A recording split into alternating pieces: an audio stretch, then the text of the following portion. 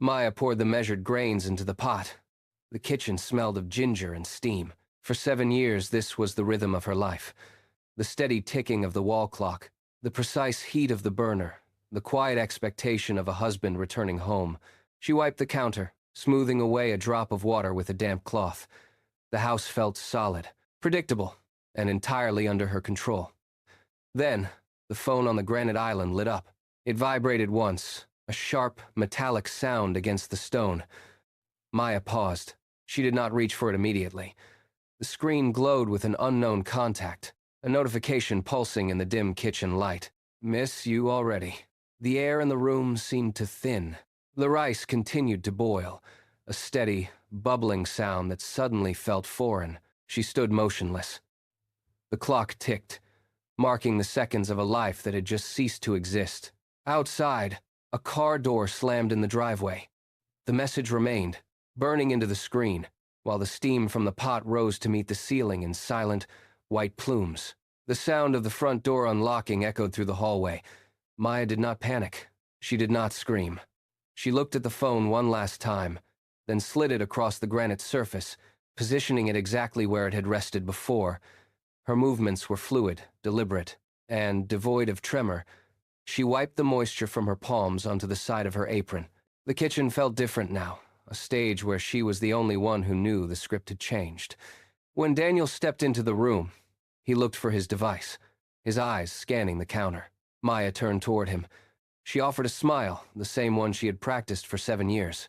It was soft, welcoming, and completely hollow. "Dinner is almost ready," she said. Her voice did not waver. She watched him walk past her, oblivious to the fact that he was no longer a partner, but a target. In the silence of the kitchen, she felt the last remnants of her previous self dissolve. There would be no confrontation tonight. There would be no tears. She had moved from a participant in his life to the architect of his undoing. For 3 weeks, the house became a laboratory. Maya navigated her mornings with the same domestic precision, pouring coffee and straightening pillows, while her nights shifted into a hunt. She moved through the rooms with a new, sharp awareness.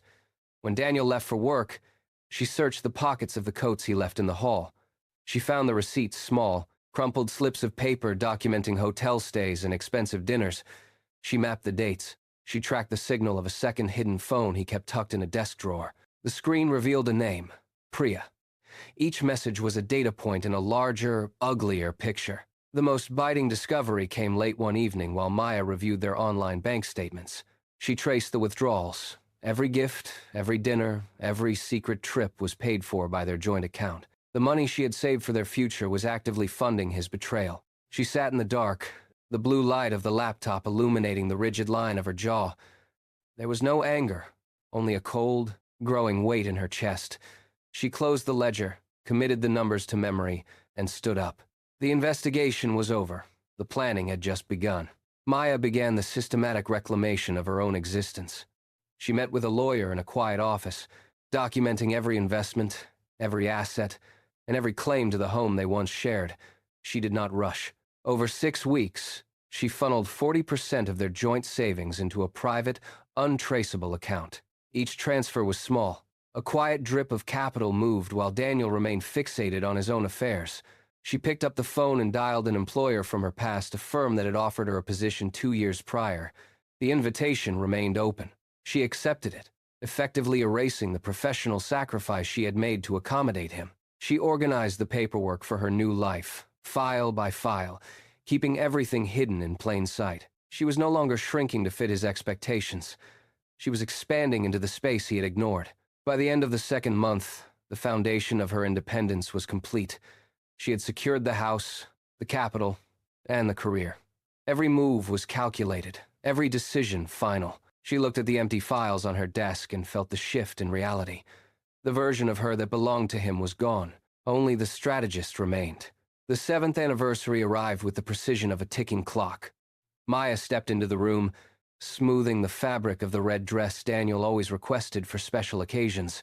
She checked her reflection in the hallway mirror, ensuring the expression on her face was one of soft, practiced devotion. When she reached the restaurant where he had proposed years earlier, the lights were dimmed, casting long shadows across the white tablecloths. Daniel was already waiting. his posture relaxed, his smile projecting the confidence of a man who believed he held all the cards. He ordered the wine they shared on their first date. He spoke about his upcoming promotion, his voice steady, his eyes bright with self-importance. Maya leaned forward, nodding at the exact intervals, offering the appropriate laughter at his anecdotes. She watched him interact with the waiter and handle the menu, noting the complete lack of suspicion in his movements. He believed he was the architect of the evening, unaware that he was merely a guest in a scenario she had scripted down to the final minute.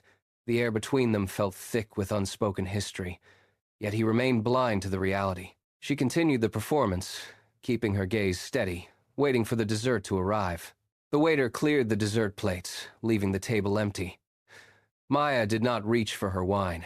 Instead, she reached into her bag and pulled out a thick, white envelope. She did not hesitate. She slid it across the polished surface of the table, stopping it exactly an inch from Daniel's hand. He looked at the envelope, then back at her, his smile faltering as he processed the weight of the document. He opened the seal. His eyes scanned the legal header, the signature, and the name of the firm. He looked up, his face losing its color. Maya remained perfectly still. She watched his confusion turn into a sharp, sudden realization. "I have known for 90 days, she said. Her voice was steady, devoid of anger or trembling. "I simply ensured I was ready before telling you." Daniel sat back, the air leaving the conversation. The arrogance that had defined his demeanor all evening evaporated, replaced by a hollow, stunned silence. He looked at the divorce papers, then at the lawyer's business card resting beside them. The performance was over. The life he believed he controlled had just been dismantled in a single gesture. Maya watched him, her expression unreadable, waiting for him to grasp the full scale of the change. Daniel gripped the table edge, his knuckles turning white. He started to speak, but the words died in his throat. He did not know that his promotion was already gone. While he sat there, a board member was reviewing a report sent by Maya's new employer, confirming his lack of professional character. The promotion evaporated before he could even finish his coffee.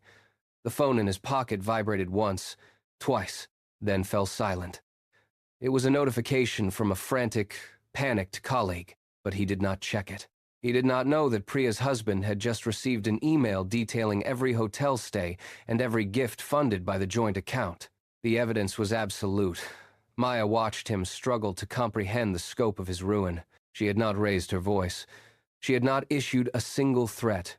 She simply sat there, observing the precise moment his reality caught up with his choices. He looked at her, searching for a trace of the woman he thought he had manipulated, but found only a stranger. His world was not just ending. It had been systematically erased by the very person he believed was beneath him. The bill arrived. Maya stood, left him sitting in the wreckage, and walked out of the restaurant into the night. 6 months later, the legal process concluded. Maya stood on a balcony in Rome, watching the sun catch the edges of the city skyline. She held a ceramic cup of coffee, the steam rising into the cool morning air. She took a photograph and uploaded it. The caption was short, "Finally free." She had not looked back since that night at the restaurant. She had moved, started a new career, and built a life that belonged solely to her. Her revenge was not the destruction of Daniel, though his collapse was absolute. Her victory was the total reconstruction of herself. She had discarded the version of her spirit that had shrunk to accommodate his expectations. She walked back into the room, the space filled with light and her own presence. She had learned that true power resides in silence and strategy, not in the noise of a scream. If you seek more stories of those who chose to emerge transformed through patience and precision, subscribe. The next story is waiting. A woman betrayed by her best friend and sister. It is on the channel now. I will see you there.